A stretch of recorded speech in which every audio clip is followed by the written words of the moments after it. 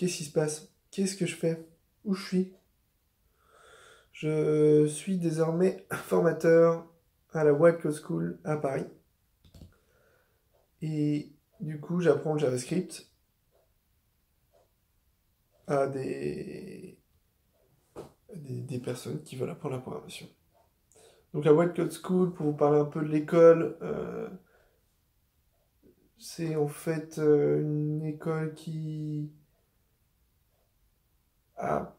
se veut innovante dans la pédagogie, essaie d'avoir une échelle humaine, donc contrairement à 42 qui veut vraiment être l'usine à dev, là c'est un côté, on a quelque chose de très cadré, très humain. Il y a un formateur pour une quinzaine de personnes, et l'idée c'est que tu as un suivi presque personnel quoi, au long de ta formation. Donc après, nous, à Paris, on a quand même une promo de 51, donc ça fait un gros groupe. On est trois formateurs, donc ça fait qu'on en a 17 chacun. Ça fait quand même une bonne quantité. Et on essaye de voir comment gérer ça. On a décidé de ne pas séparer les promos parce qu'on apprenait tous les trois le JavaScript. On est trois anciens de 42. Et du coup, on s'est dit que c'était plus intéressant qu'ils puissent être en contact avec trois sons de cloche différents, trois façons d'expliquer différentes. En plus, on est plutôt complémentaires les trois formateurs là. Donc c'est pas mal de leur faire bénéficier de ces de nos diverses qualités. Et je trouve que c'est assez exigeant humainement comme boulot, de suivre vraiment des gens tout le temps. Je me sens très impliqué sur le futur et ma responsabilité d'un point de vue que les étudiants comprennent ce qu'ils font. Je suis persuadé que pour apprendre la programmation, tu as besoin de comprendre. Et comprendre, c'est pas évident, surtout au début quand tu dois passer par comprendre les principes de la programmation, comprendre à quoi ça sert, ce que ça fait, euh, et comment ça s'écrit. Donc les détails de la syntaxe, donc c'est-à-dire que tu es obligé de te faire déjà l'image de ce que ça représente, puis de lier ça avec comment ça s'écrit. C'est c'est du boulot. Donc c'est-à-dire que quand moi j'apprends un nouveau langage, aujourd'hui j'ai qu'à apprendre comment ça s'écrit. Je connais déjà les concepts, et c'est plus comment je les traduis dans ce nouveau langage. Mais la première fois que tu dois apprendre à parler, à faire les liens entre ce que tu vois, ce que tu penses, ce que tu dis, c'est compliqué. Plus tout le côté technique qui va autour, bosser en projet, gérer les conflits en équipe, gérer le partage de code, gérer les outils, l'éditeur de texte, le terminal. Donc voilà, c'est dense. On a 5 mois pour les rendre opérationnels. On n'a pas un jour en trop, honnêtement. Donc après, on a la chance là à Paris d'avoir une promo méga motivée où les gens, c'est vraiment un plaisir d'être avec eux et de bosser avec eux. C'est très encourageant. L'idée, ça va être de voir comment on s'en sort sur la durée. Pour le moment, je trouve que il y a du boulot sur la plateforme d'un point de vue plateforme qui est mise en place par l'école. Et vu que nous, on n'est que trois nouveaux formateurs, il n'y a pas d'ancien qui est dans la promo avec nous pour nous montrer un peu comment ça marche et qu'on puisse un peu apprendre de la plateforme. On est obligé de s'approprier le contenu, de le comprendre, et généralement en fait on n'a pas vraiment le temps parce qu'on passe du temps aussi avec eux pour les accompagner à faire les trucs, plus tous les autres choses à gérer. Vu que c'est une des particularités de l'école, j'ai dit que c'était professionnalisant, mais ça l'est vraiment parce que genre, le dernier projet, il est fait avec un vrai client. Donc on doit aussi passer des entretiens à des clients, vérifier que on agit aussi en tant que chef de projet et on essaie de trouver des projets pour eux après. On a aussi parce que c'est une école qui sélectionne les candidats, donc on doit gérer la sélection des candidats. Bon, je me plains pas qu'il y ait beaucoup de choses à faire, mais c'est surtout que j'ai du mal, moi, personnellement, encore à gérer le temps que je donne aux étudiants, quoi, le temps que je leur accorde et comment équilibrer entre plusieurs étudiants, comment... Dès que je vois quelqu'un qui est passionné, qui me pose des questions, j'ai envie d'y répondre. Et tant qu'il y a des questions et que j'ai des réponses, je vois pas le temps passer, quoi. Le problème, c'est que le temps passe. Et j'ai du mal à gérer tout pour le moment. Donc ça, je pense que ça va être un entraînement de réussir à bien gérer le temps que j'alloue aux choses et de pouvoir me prendre des moments pour avancer sur le reste.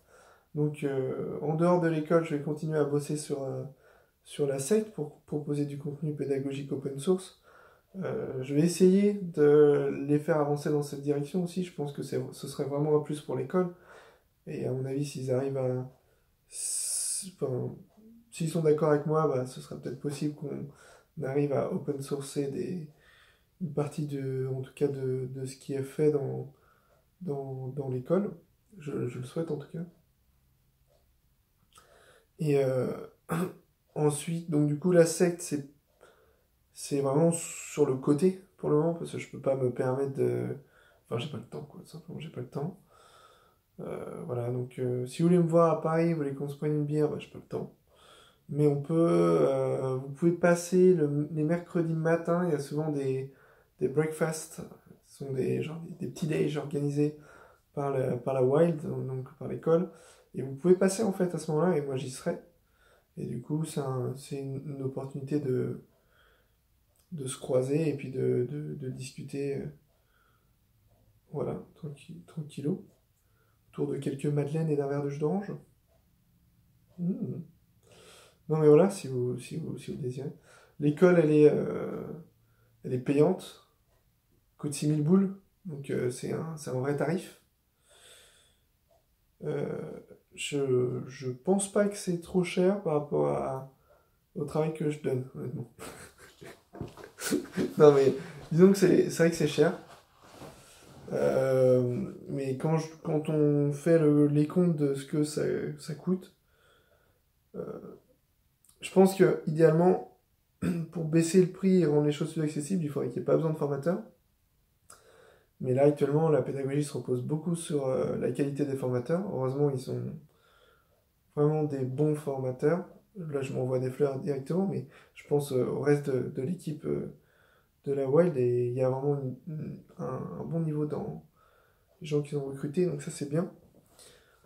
Je pense que c'est ce qui fait vraiment la force de cette structure actuellement. Et après, voilà, moi je reste encore intéressé dans ce que j'avais mis en place. Je pense que c'est intéressant d'avoir quelque chose qui est un maximum abordable le plus possible et où les gens puissent apprendre avec un maximum d'autonomie. Je pense que c'est aussi ce qu'ils essayent d'atteindre d'une certaine façon.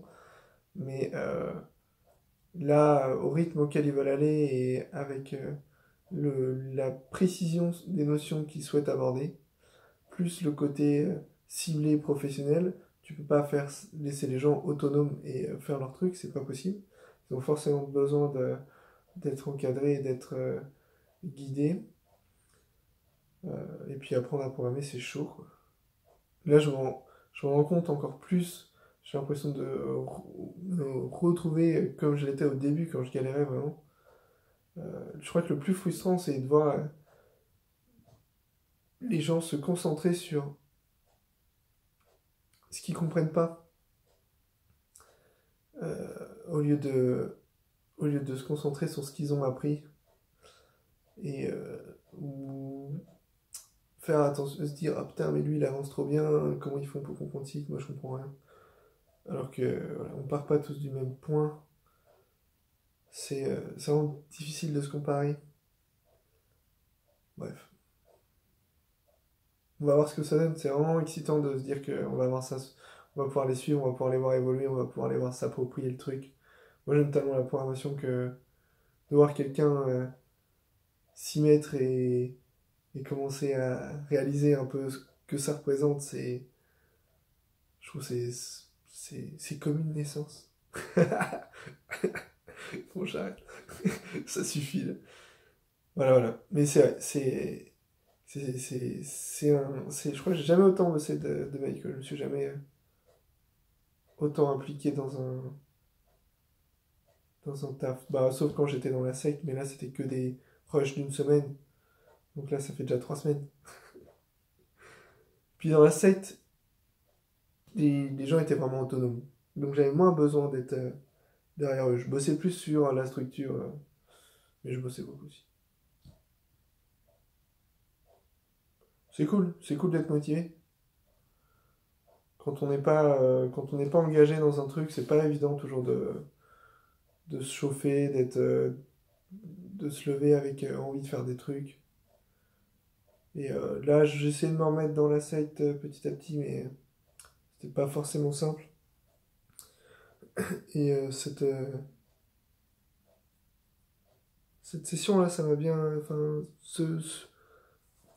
ce groupe-là, les 51 qu'on a, sont bien motivants, quoi. C'est vraiment stimulant d'être avec eux, voir les efforts qu'ils font, si ça donne envie d'en faire, quoi. Donc bref, j'espère qu'on va continuer sur cette voie-là. Et puis que petit à petit, ça va s'éclaircir pour eux. Les, mé- les méandres, ça va dire méandres.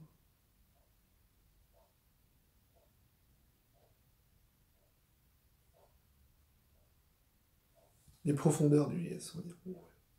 Les abysses.